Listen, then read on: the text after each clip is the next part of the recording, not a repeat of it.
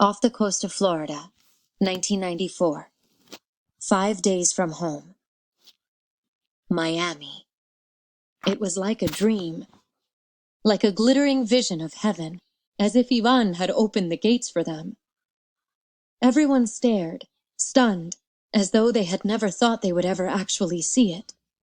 When the lights on the horizon became the faint shapes of buildings and roads and trees, and they knew for sure they were looking at Miami, they cried and hugged each other again. Isabel cried again for Ivan, cried because he had been so close and hadn't made it. But her tears for him were mixed with relief that she would make it to the States. And that made her feel guilty and cry even harder. How could she be sad for Ivan and happy for herself at the same time? Crunk! Something bent and broke under Papi's foot, and the boat lurched. Water streamed in from a new crack in the hull, and suddenly all feelings of relief ended. The boat was sinking. "No!" Papi cried. He dove to try to shore up the hole, but there was nothing he could do. The weight of the ship and its passengers was pulling it apart at last. They all scrambled to the front of the boat, but the back end sank deeper and deeper under the weight of the heavy engine. The top of the hull was almost to the waterline at the back.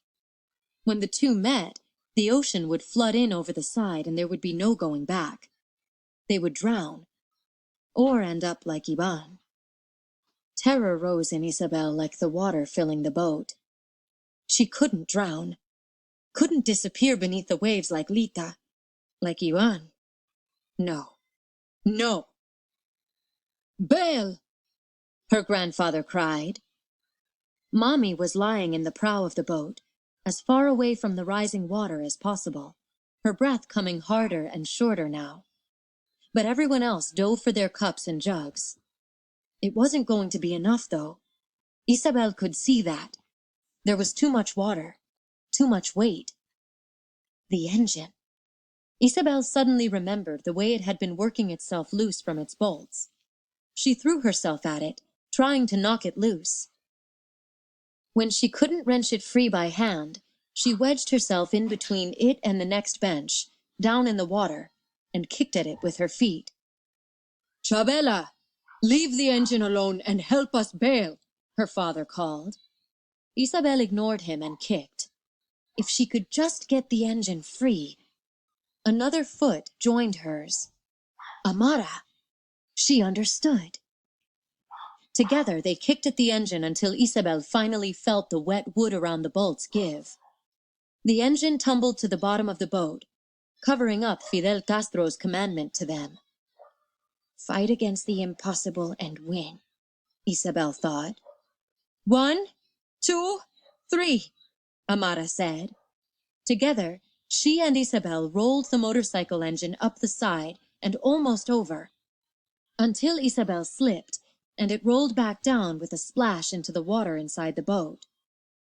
"Again," Amara told her. 1, 2, 3. Up, up, up they rolled the engine, and onto the top of the side, where it pushed the hull down below the surface of the sea.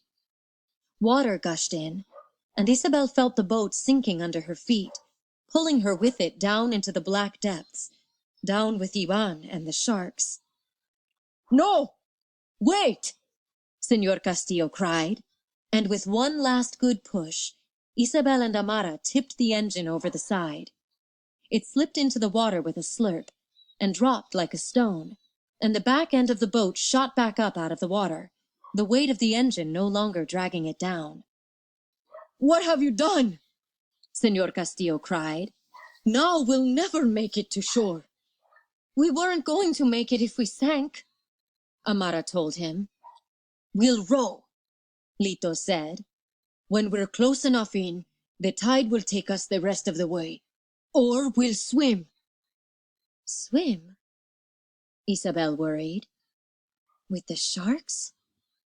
"Just bail or we won't be doing anything," Luis cried. "Bail!" "Weep, weep!" An electronic siren made them all jump, and a red swirling light came on a few hundred meters to their left. A person speaking English said something over a bullhorn. Isabel didn't understand. From the confused looks on everyone else's faces in the boat, they didn't either. Then the same voice repeated the message in Spanish. Halt! This is the United States Coast Guard. You are in violation of U.S. waters.